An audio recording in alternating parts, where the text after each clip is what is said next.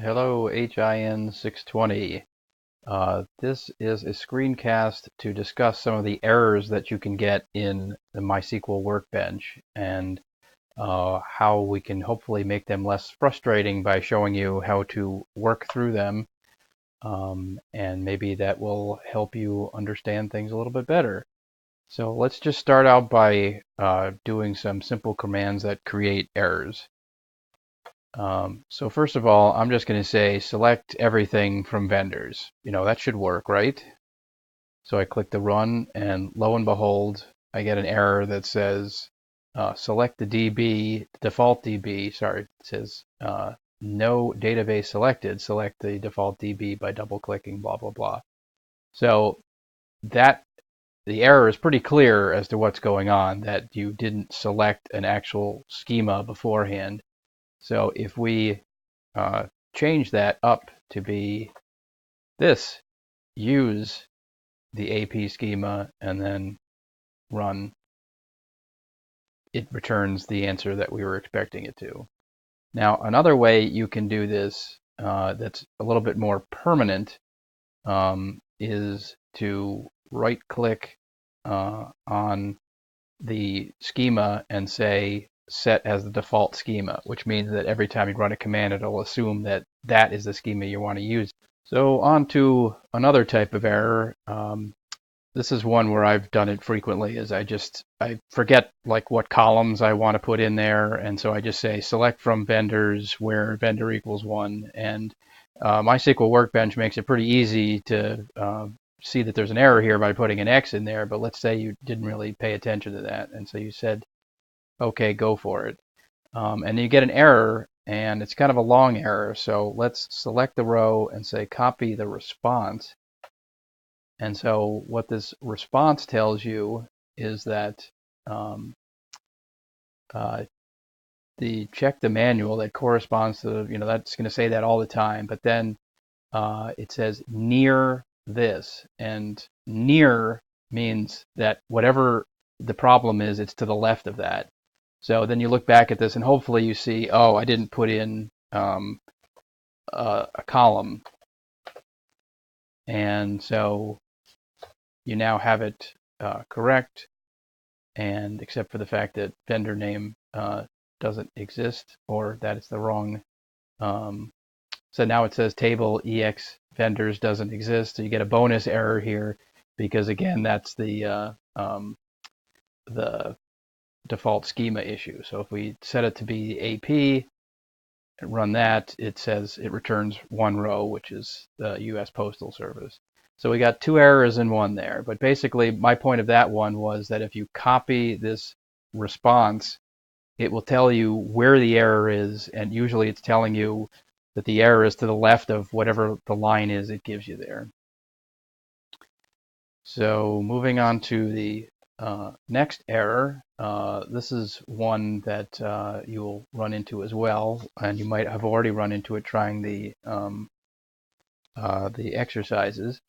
If you want to insert into a table and you're inserting values that are already there, you're going to get an error that says, again, I'm setting the wrong schema here. I'm really showing you a great way to find errors. And so let's run it again. And so it says duplicate entry 1, 2, which is 1, 2, for key member group ID. So what that's saying is it's duplicate because if you remember, we defined the table to have an index, a unique index on member ID and group ID. In other words, that means you can only have one entry in the table that has that combination of member and group. So that's why it's giving you that error. So the way to fix this is to either realize that you don't need it again in the table, or you meant to put in different values for the table.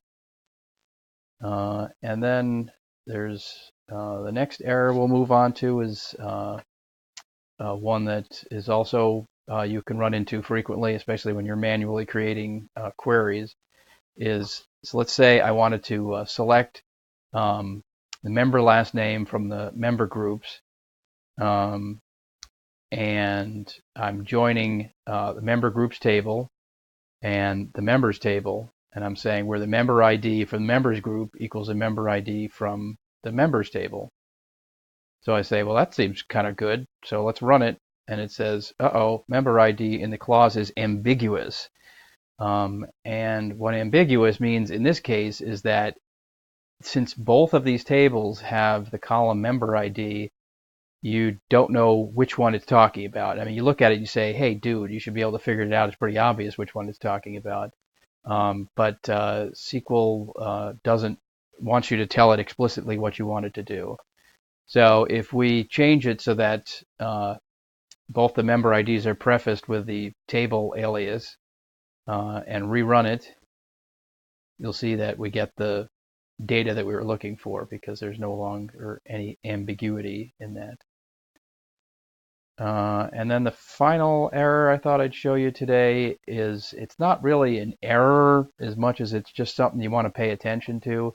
But let's say you wanted to update a table, and I just made up an update here. So I want to update member groups, and I want to set the group ID equal to 99, where member equals -1. And I intentionally, is no member -1.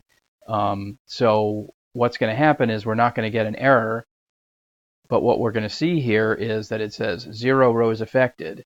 And so my point is that when you run an update, it's a good idea to check the output of your update command to see what it actually did, because you might think you completed something and then you look at here and you say, wait, 0 rows affected. That means I didn't actually successfully do what I was trying to do, unless you were actually trying to update 0 rows. So this is just a good example of how to just watch what's going on in the action output area. And trust me, you'll run into a lot more errors than the ones I've shown here, but hopefully this will give you a good idea of how to track them down when you get them. See ya.